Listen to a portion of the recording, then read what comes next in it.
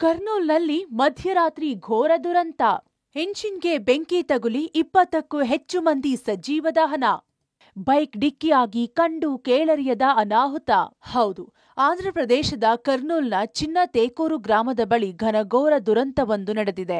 Hyderabad to ಬೆಂಗಳೂರಿಗೆ ಬರುತ್ತಿದ್ದ ಖಾಸಗಿ ಸ್ಲೀಪರ್ ಬಸ್ಗೆ ನಸುಕಿನ ಜಾವ ಏಕಾಏಕಿ ಬೆಂಕಿ ತಗುಲಿ 20 ಮಂದಿ ಸಜೀವ ದಹನವಾಗಿದ್ದಾರೆ. ಖಾಸಗಿ ಕಾವೇರಿ ಸ್ಲೀಪರ್ ಬಸ್ ರಾತ್ರಿ ಹೈದರಾಬಾದ್ನಿಂದ ಬೆಂಗಳೂರಿಗೆ 44 ಮಂದಿ ಪ್ರಯಾಣಿಕರನ್ನ ಹೊತ್ತು ಹೊರಟಿತ್ತು. ಆದರೆ ವಿಧಿಯಾಟ ಬೇರೆಯದ್ದೇ ಆಗಿತ್ತು. ನಸುಕಿನ ಜಾವ 3 ಗಂಟೆಯ ಸಮಯಕ್ಕೆ ಇದ್ದಕ್ಕಿದ್ದಂತೆ ಬೆಂಕಿ ಹೊತ್ತಿ ಉರಿದಿದೆ. ಇದರಿಂದ ಪ್ರಯಾಣಿಕರು ಬಸ್ನಿಂದ ತಕ್ಷಣಕ್ಕೆ ಹೊರಬರಲಾರದೆ ಬಸ್ನಲ್ಲಿದ್ದ 20 ಮಂದಿ ಸಜೀವ ದಹನವಾಗಿದ್ದಾರೆ.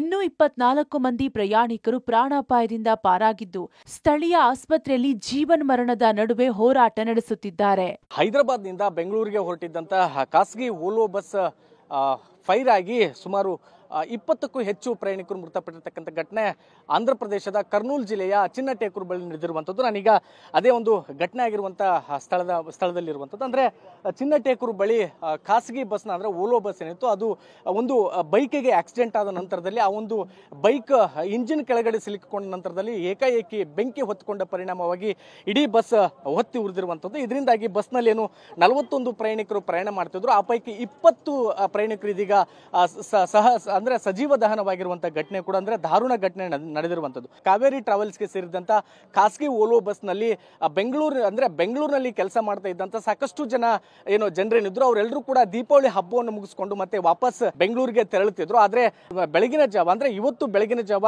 2:45ರಿಂದ 3 ಗಂಟೆ ಸುಮಾರಿಗೆ ಈ ಒಂದು ಭೀಕರ ಬೆಂಕಿ ಅವಘಡ ಸಂಭವಿಸಿರುವಂತದ್ದು. ಬೆಂಕಿಯ ತೀವ್ರತೆಗೆ ಒಳಗಡೆ ಇದ್ದಂತ 20ಕ್ಕೂ ಹೆಚ್ಚು ಜನರು ಸಜೀವ ದಹನವಾಗಿರುವಂತದ್ದು.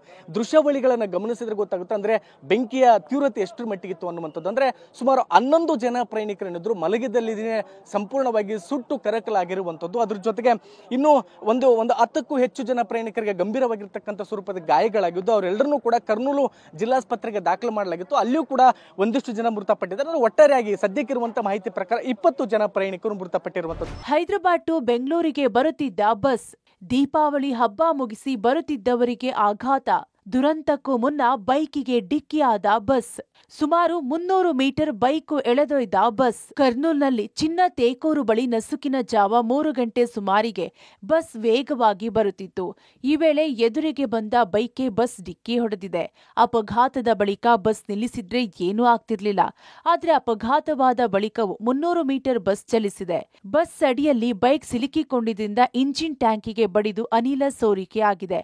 ಇದರಿಂದಾಗಿ ಬಸ್ ಧಗಧಗಿಸಿದೆ ಅಂತ ಹೇಳಲಾಗಿದೆ. ದುರಂತದ ಭೀಕರತೆ ಬಿಚ್ಚಿಟ್ಟ ಪ್ರತ್ಯಕ್ಷದರ್ಶಿ.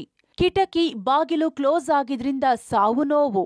ಗಾಢ ನಿದ್ರೆಯಲ್ಲಿದ್ದವರಿಗೆ ಮಧ್ಯರಾತ್ರಿ ಶಾಕ್. ಇನ್ನು ಅಪಘಾತಕ್ಕೀಡಾದ ಕಾವೇರಿ ಬಸ್ ಎಸಿ ಬಸ್ ಆಗಿದ್ರಿಂದ ಬಸ್ನಲ್ಲೇ ಪ್ರಯಾಣಿಕರು ಸಿಲುಕುವಂತಾಯಿತು. ಎಲ್ಲ ಕಿಟಕಿ ಬಾಗಿಲುಗಳು ಕ್ಲೋಸ್ ಆಗಿದ್ರಿಂದ ತಕ್ಷಣವೇ ಹೊರಬರಲಾರದೆ ಪ್ರಯಾಣಿಕರು ಪರದಾಡಿದ್ರು. ಕಿಟಕಿ ಹಾಗೂ ಬಾಗಿಲನ್ನ ಒಡೆದು ಕೆಲವರು ಹೊರಜಿಗಿದಿದ್ದಾರೆ. ಗಾಢ ನಿದ್ರೆಯಲ್ಲಿದ್ದವರು ಬೆಂಕಿಯ ಕೆನ್ನಾಲಿಗೆಯಲ್ಲಿ ಸಿಲುಕಿ ಧಗಧಗಿಸಿದ್ದಾರೆ. ಘೋರ ದುರಂತದ ಬಗ್ಗೆ ಕಾರಿನ ಚಾಲಕ ಬಿಚ್ಚಿಟ್ಟಿದ್ದಾನೆ.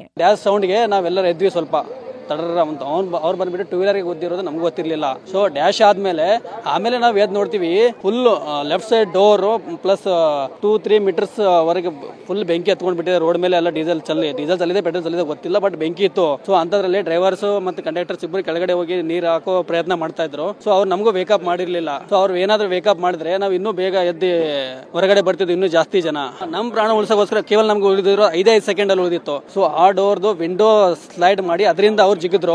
ಸೊ ಅದಾದ್ಮೇಲೆ ನಾನು ಬಂದ್ಬಿಟ್ಟು ಒಂದು ಹೊಡೆದು ಆಮೇಲೆ ಕಾಲಿಂದ ಒದ್ದು ಬಿಟ್ಟು ಗ್ಲಾಸ್ ನ ಮುರಿದಾಕಿ ನಾನು ಹೊರಗಡೆ ಬಂದೆ. ಇನ್ನು ತಕ್ಷಣ ದುರಂತ ನಡೆದ ಸ್ಥಳಕ್ಕೆ ಎಫ್ಎಸ್ಎಲ್ ಟೀಮ್ ಭೇಟಿ ನೀಡಿದ್ದು ಸುಟ್ಟು ಕರಕಲಾಗಿರುವ ಮೃತದೇಹಗಳನ್ನ ಡಿಎನ್ಎ ಮೂಲಕ ಪತ್ತೆ ಹಚ್ಚುತ್ತಿದೆ.